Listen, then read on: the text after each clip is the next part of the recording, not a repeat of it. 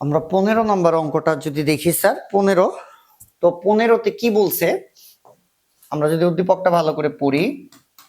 বলছে স্যার নীলবাবু একজন ব্যক্তি 2 মিটার বক্রতার ব্যাসার্ধ বিশিষ্ট, আর এর মান বলে দিছে 2 মিটার বক্রতার ব্যাসার্ধ বিশিষ্ট একটি অবতল আয়নার সামনে সোজা দাঁড়িয়ে, মানে তুমি আয়নার সামনে দাঁড়াইছো, ঠিক এরকম ধরো নীলবাবু সে আয়নার সামনে দাঁড়াইছে, নিজের 0.75 মিটার, নিজের কার নিজের মানে নীলবাবু 0.75 মিটার দৈর্ঘ্যের সম্পূর্ণ প্রতিবিম্ব দেখতে পেল। এটা কার মান স্যার? সম্পূর্ণ প্রতিবিম্ব দেখতে পেল। এটা হইতেছে স্যার এল প্রাইমের মান। এল প্রাইমের মান কত? 0.75 মিটার। স্যার আমি একটু মনে করাই দিই, দেখো এটা হইতেছে লক্ষ্যবস্তু, এটাই হইতেছে সেই নীলবাবু, এটাই কি বাবু? নীলবাবু। ধরো তার বিম্ব হইলো এতটুকু, কথার কথা এটাই হইতেছে তার বিম্ব। তাহলে এটা হইতেছে নীলবাবু লক্ষ্যবস্তু, আর এটা হইতেছে বিম্ব। বলতে পারি এটা একটা আয়না, আয়নার সামনে কলমটা যদি এইভাবে ধরি, এই যে আয়নার সামনে এটা হইতেছে কলম। তো ধরো কথার কথা আয়না একটা ছবি বা বিম্ব যেরকম দেখা যায়, এটা হইতেছে সেই বিম্ব। তাহলে এদিকে লক্ষ্যবস্তু, এদিকে বিম্ব, এদিকে লক্ষ্যবস্তু, এদিকে বিম্ব।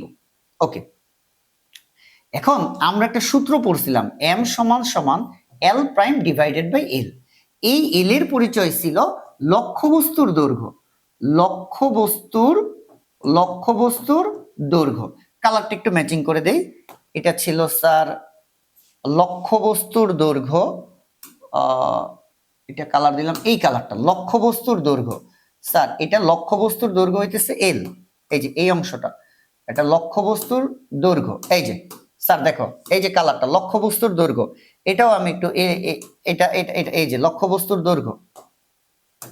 স্যার এই যে লক্ষ্যবস্তুর দৈর্ঘ্য, স্যার আবার বলতেছি, হ্যাঁ আমরা লক্ষ্যবস্তুর দৈর্ঘ্য, এই যে লক্ষ্যবস্তুর দৈর্ঘ্য, এই যে এটা দেখছো। ওকে ফাইন, এইবার আমরা অন্য একটা কালার দেই। এই যে এই এল প্রাইম, এটা হইতেছে স্যার বিম্বের দৈর্ঘ্য বা বিম্বের উচ্চতা, দূরত্ব না কিন্তু দৈর্ঘ্যটা, হাইট। আমি আয়নার সামনে দাঁড়ালাম, আমার যে হাইট এটা এল, আয়নার ভিতরে যে আমাকে ছবি দেখা যাইতেছে ওইটা হইতেছে এল প্রাইম, বিম্বের দৈর্ঘ্য। তাহলে এল প্রাইম স্যার কিসের দৈর্ঘ্য? বিম্বের দৈর্ঘ্য। এই যে এইটা একটু আমি এই কালার দিয়ে দিই, এই যে এই উচ্চতাটা, এই যে এই জায়গাটা, এটাই হইতেছে এল প্রাইম, আর এই জায়গাটা হইতেছে এল। বুঝা গেছে কিনা চিত্র ভালো করে দেখো। এটা ধরলাম নীলবাবু নিজে, তার যে নিজের উচ্চতা সত্যিকারের এটা হইতেছে এল, যেটা কিনা লক্ষ্যবস্তুর দৈর্ঘ্য বা লক্ষ্যবস্তুর উচ্চতা বা নীলবাবুর প্রকৃত উচ্চতা, যেটা জানতে চাইছে নীলবাবুর উচ্চতা নির্ণয় করো, নীলবাবুর উচ্চতা, তার মানে লক্ষ্যবস্তুর দৈর্ঘ্য বা লক্ষ্যবস্তুর উচ্চতা, এই যে এল নীলবাবুর দৈর্ঘ্য, এল এর মান জানতে চাইছে, এল এর মান জানতে চাইছে।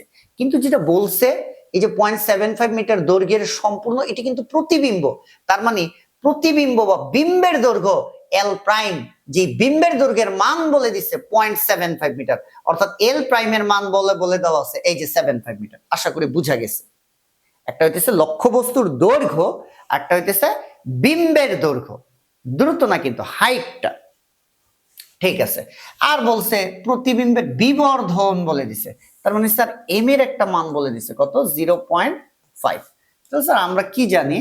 আমরা জানি এম সমান সমান এল প্রাইম বাই এল, এটা জানি। তো এল চাইছে, এলটাকে এই পাশে আনলে যেটা দাঁড়ায় এল প্রাইম ডিভাইডেড বাই এম।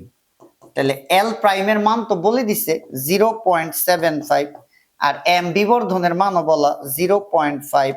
তাহলে স্যার এল একটা সুন্দর মান চলে আসে 0.75 বাই 0.5, স্যার 1.5, এই যে 1.5 এত স্যার মিটার। সুন্দর একটা অঙ্ক গ আমরা করলাম। এই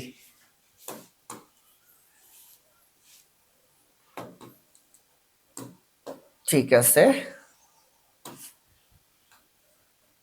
এই এবার স্যার আমরা ঘটা করব। ঘ তো ঘতে কি বলছে? উদ্দীপকের আয়নায় নীলবাবুর প্রতিবিম্বের দৈর্ঘ্য তার নিজের দৈর্ঘ্যের সমান হওয়ার সম্ভব কিনা রশ্মিচিত্রের সাহায্যে আঁকো। মানে লক্ষ্যবস্তুর দৈর্ঘ্য আর বিম্বের দৈর্ঘ্য সমান হবে, হাইটটা। এটা কয় নাম্বার রশ্মিচিত্র? অবতল দর্পণে রশ্মি চিত্র আছেই 6টা, 6টার মধ্যে কয় নাম্বার? তোমরাই বলতে পারবে এটা 3 নাম্বার, কারণ 3 নাম্বারটাই হইতেছে লক্ষ্যবস্তুর দৈর্ঘ্য আর বিম্বের দৈর্ঘ্য সমান হয়। কয় নাম্বার স্যার? 3 নাম্বার। প্রশ্ন দেখো, প্রশ্নে কি বলছে স্যার? প্রশ্নে বলছে উদ্দীপকের আয়নায় নীলবাবুর প্রতিবিম্বের দৈর্ঘ্য তার নিজের দৈর্ঘ্যের সমান হওয়া।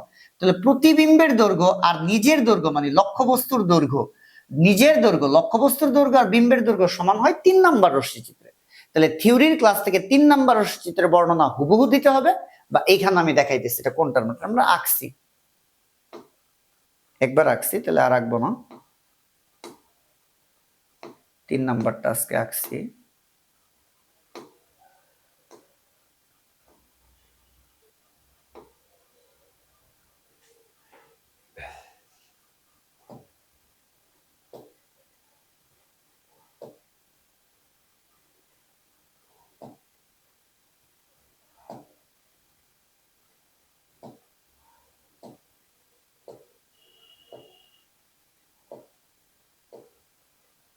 এই যে স্যার, এই যে হুবহু, যদি তারপর এটা না বুঝো, 12 এর গ, 12 এর গ, এই যে স্যার গ, এই 12 নাম্বারের গটা স্ক্যান করবা, তাহলে হইতেছে এই ওই সময় যে কথাগুলো বলছি আশা করি বুঝে যাবা, অর্থাৎ 12 এর গ এর মতো। তাহলে এটার ঘ হইতেছে 12 নং এর গ, লিখে দেই 12 নং এর গ। স্যার আবার বলি, 15 ঘ যেটা, এটা 12 এর গ এর মতো, ওইখানে বিস্তারিত আলোচনা করা আছে। তোমরা এটা 15 ঘ নাম্বারটা না বুঝলে 12 গ নাম্বারটা স্ক্যান করে দেখবা, 12 গ।